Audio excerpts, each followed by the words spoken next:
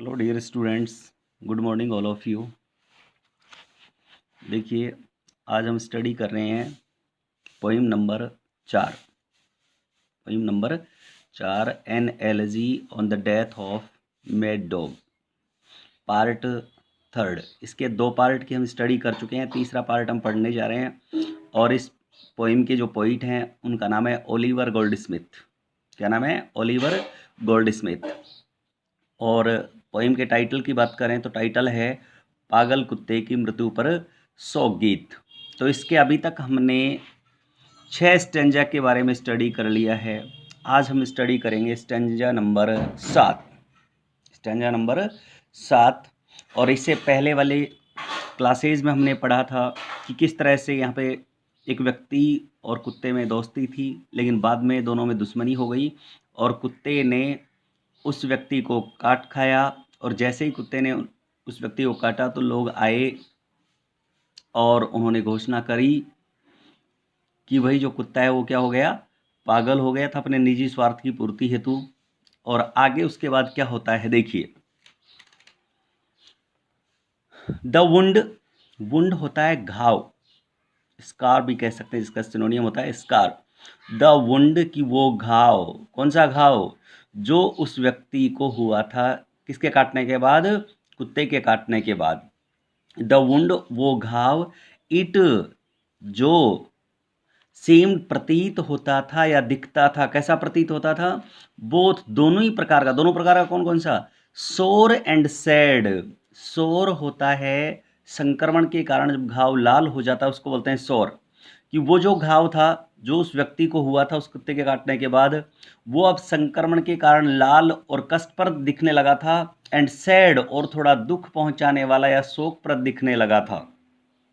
तो पहली लाइन में हमने पढ़ा कि वो घाव जो उस व्यक्ति को उस कुत्ते काटने के बाद हुआ था वो अब कैसा प्रतीत होता था? कष्टप्रद और शोकप्रद। सोर मीन्स होता है कष्टप्रद या संक्रमण के कारण लाल, सैड होता है शोकप्रद।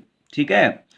टू एवरी क्रिश्चियन आई, और किसको प्रतीत होता था? टू को, किसको? एवरी मीन्स प्रत्येक, क्रिश्चियन आई एक साथ इसका अर्थ निकला धर्मनिष्ठ जो व्यक्ति थे, धर्मपरायण जो लोग थे, उन सभी लोगों को वो घाव बड़ा ही कष्टप्रद और शोकप्रद प्रतीत होता था। सीम मीन्स होता है प्रतीत होना, दिखना, लगना। एंड वाहिल, और जबकि दे वो लोग, शोर, शोर मीन्स कहते थे या कह रहे थे, द डॉग की वो कुत्ता वाज मैड, पागल हो गया था। अर्थात अब वो लोग ये घोषणा करते हैं जिस कुत्ते ने उस व्यक्ति को काटा वो कुत्ता कैसा था? पागल था। मैड मीन्स क्या होता है? पागल। और अगर पागल कुत्ता किसी व्यक्ति को काट ले तो उसके मरने की संभावना बहुत ज़्यादा हो जाती है। तो देखिए, दे शोर, और वो ये कह रहे थे, द मैन, कि अब वो व्यक्ति बुढ़ाई मर जाएगा। कि अब वो व्यक्ति जिसको उस पागल कुत्ते ने काटा था वो व्यक्ति अब क्या हो जाएगा? मर जाएगा। तो अब आप चाहे तो पहला जो आपका स्टेंजा है इसका स्क्रीनशॉट आप ले सकते हैं। ठीक है, वैसे दोनों स्टेंजा एक साथ आपको नज़र आ रहे हैं, दोनों का एक स्क्रीनशॉट आप ले सकते हैं। मैंने हर डिफ़िकल्ट वर्ड का ट्रांसलेशन लिखा है। तो देखिए आगे। तो इस तरह से हमने 7वें स्टेंजा में पढ़ा कि जो घाव प्रतीत होता था कैसा? कष्टप्रद और शोकप्रद प्रत्येक उस धर्मपरायण व्यक्ति को। और वो लोग ये कह रहे थे कि कुत्ता पागल था, इसलिए अब ये व्यक्ति क्या हो जाएगा? मर जाएगा। लेकिन अब देखिए आगे क्या होता है। स्टेंजा नंबर 8 में हम पहुंच रहे हैं। बट लेकिन, सून शीघ्र ही, ए वंडर एक चमत्कार, केम टू लाइट, हैपन्ड हुआ। लेकिन शीघ्र ही एक चमत्कार हुआ। और चमत्कार क्या हुआ?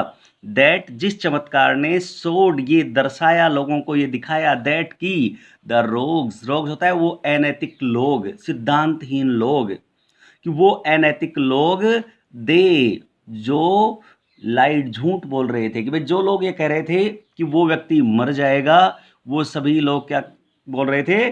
झूठ बोल रहे थे। क्या बोल रहे थे? झूठ, लाइट। ठीक है। अब क्यों बोल रहे थे? क्योंकि जो घटना थी वो घटना ही इस प्रकार की थी जो घटित हुई थी। क्या थी घटना? देखिए, द मैन, कि वो आदमी, रिकवर्ड, रिकवर्ड होता पुनः स्वस्थ होना, ठीक होना, कि वो आदमी तो ठीक हो गया ऑफ द बाइट, कुत्ते के काटने से। कि कुत्ते के काटने से जो घाव उस आदमी को हुआ था ठीक है, जो नुकसान उस आदमी को हुआ था वो ठीक हो गया वो व्यक्ति तो, द डॉग, जबकि वो कुत्ता, इट वॉज दैट डाइड, वो मर गया था। कि मरना किसको था आदमी को, उन लोगों की घोषणा के अनुसार, कहने के अनुसार, लेकिन यहाँ उल्टा हुआ कि वो व्यक्ति तो बिल्कुल स्वस्थ हो गया और वो बेचारा कुत्ता ही मर गया। तो इसमें लोगों का ये कहने का मतलब था कि उस कुत्ते से ज़्यादा जहर उस व्यक्ति में था जिसके कारण कुत्ता ही मर गया। तो इस तरह से हमारी ये लास्ट पोइम थी, इसके बारे में हमने स्टडी किया।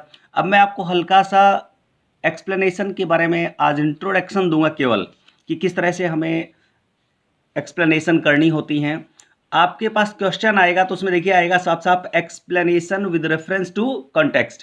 तो आपको चाहिए explain the following stanza with reference to context, कि रेफरेंस और कॉन्टेक्स्ट के साथ दिए गए स्टैंजा का एक्सप्लेनेशन लिखना होता है। तो सबसे पहले जब आप लिखेंगे तो आपको लिखना है रेफरेंस। क्या लिखना है, रेफरेंस। और रेफरेंस का हिंदी अर्थ होता है संदर्भ। क्या होता है, संदर्भ। और संदर्भ में हमें पोइम और पोइट का नाम लिखना होता है। तो देखिए कैसे, these lines have been taken from the poem, और यहाँ आपको लिखना है नेम ऑफ पोइम, कविता का नाम। कंपोज्ड बाय, कंपोज्ड कि किसके द्वारा लिखी गई है, किसके द्वारा रची गई है पोइम, नेम ऑफ पोइट। ठीक है, तो ये तो आपको रेफरेंस में लिखना है जिसमें आपको केवल पोइम और पोइट का नाम याद होना चाहिए। इसके बाद आता है नेक्स्ट स्टेप होता है कंटेक्स्ट। ये स्पेलिंग आपको दोनों क्वेश्चन में मिलेगी, कहीं रटने की आवश्यकता नहीं है। कंटेक्स्ट में आपको लिखना होता है इन दीज लाइन्स, इन पंक्तियों में द पोइट टेल्स अस, कवि हमें बताता है। अब किसके बारे में बताता है, वो हमें हमारे जो स्टेंजा है उसके अकॉर्डिंग लिखना होता है। ठीक है, टेल्स अस, और उसके बाद हमें केवल एक या दो लाइन में हमें कंटेक्स्ट लिखना होता है। ठीक है, रेफरेंस में आपको कुछ ज़्यादा नहीं करना।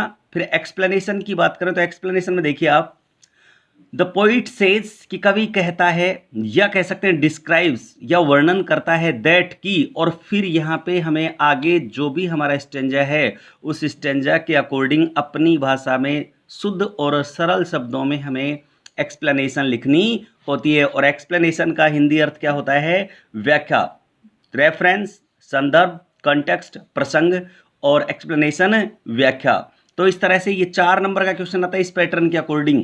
इसमें आपको इजीली 4 नंबर मिल सकते हैं, बशर्त कि आपको पोइम और पोइट का नाम अच्छे से याद होना चाहिए। ठीक है, आगे क्लास में हम स्टडी करेंगे एक स्टेंजा, कोई भी किसी पोइम से लेके उसका एक्सप्लेन करेंगे और कोई इंपॉर्टेंट क्वेश्चंस। Okay, bye.